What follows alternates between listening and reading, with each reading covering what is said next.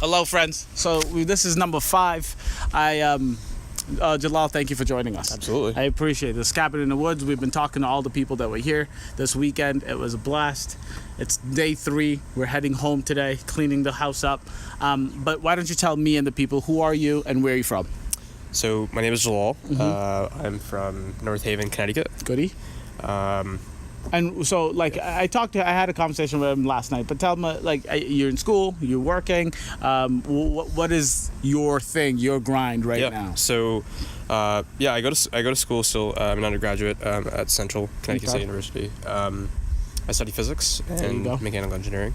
Fun fact, Jalaal did bring the pizza one other goddamn day. And he tried to explain to me, and I say try because he did explain it to me, but at the time, I wasn't at peak. We weren't in great condition. Exactly. We weren't in great condition, to say the least. All right. So, Jalaal, when you say you're studying physics, please just break that down in, like, real simple terms. What are you doing right now in the study of physics, or if you could just be a little bit general? Sure. Yeah. So at home, I study physics. It's general physics. Okay. And so at home, you also do research, and that's fine. That's its own thing. But right now, I'm studying at Princeton. I do fusion physics research. Fusion physics. So Princeton has.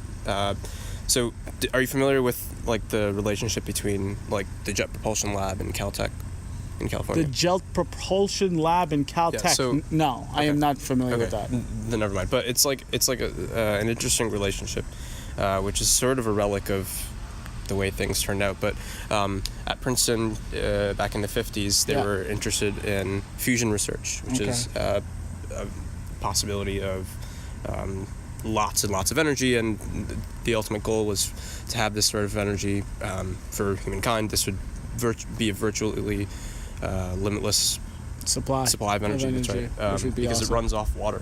Yes.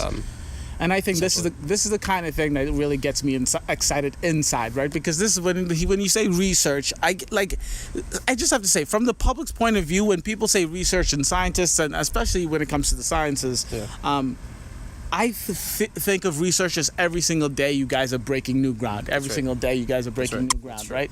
But is the actual process of being a scientist, of doing research, is the actual process like, I come into the lab, I do an experiment, I find something out today? Or is it like, I prep, one experiment done every 6 months, it failed, I have to start again? How is it? So it's more like the latter. Okay. But it is true that there is new ground being broken. Every single day? Every single day, yes. It depends on your field, but we're all studying things that people don't understand yet. Exactly. And so the goal is to be able to... So as far as, like, large leaps in ground, yes, that absolutely does not happen every day. Of course. So, like, this fusion physics research, it's been going on since the 50s. We thought that we would have fusion, like, as in the form of power plants. Yeah, exactly. We expected that to happen back in the 80s. Wow. Back in the 90s. And once we figured out, that we had that expectation back in, like, the 50s. Once the 80s came around, we acknowledged that it was not going to happen. We acknowledged that it wasn't going to happen in the next 20 years. I like the honesty. Like in the 60s. Yeah, that's right. Goody. But eventually we kept sort of thinking that it was always going to be, it's, at this point we're 30 years away. But every time we got to, this higher level experiment, new physics would come out, physics that we didn't really understand. And which would make it a little bit of a harder Which would make it exponentially more complex. Yes. So we're working with matter, the fourth state of matter, plasma, which is at much higher temperatures. It's higher temperature than gas. But we're working with temperatures that are, like, hotter than the core of the sun.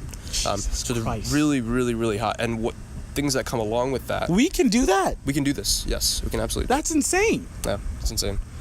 We did this actually. We did this in an uncontrolled way, with some of our hydrogen bomb testing back in the late 40s, 50s. Jeez, Lord mercy. But we want to be able to do it in a controlled way, and that's how you get the energy. Yes, we can extract the energy from the neutrons. Yeah. That's amazing. All right, so I'm going to wrap this up because Yeah. I don't want to keep you here talking about physics for the rest of the beautiful day. But I also wanted to just, the explanation for me is because I find like all of these sciences mesh into one another. When you decide that you're going to focus on physics and do physics research, like especially like, because I knew like bare bones sciences, like I did my prerequisites for my nursing courses, right? So I'm talking about like, I'd always feel like chemistry and physics are very, very, very related, very closely related. Is this true, or is it just like, do you see it as a very, very different field? I see it as a very, very different field. I see it as a very different field because we sort of think differently. Okay. Physicists and chemists don't think similarly. And so generally physics is like the laws of like the world? Well, we're trying to understand the basics of the universe. So like gravity and inertia and all that stuff is all physics. yes, it is.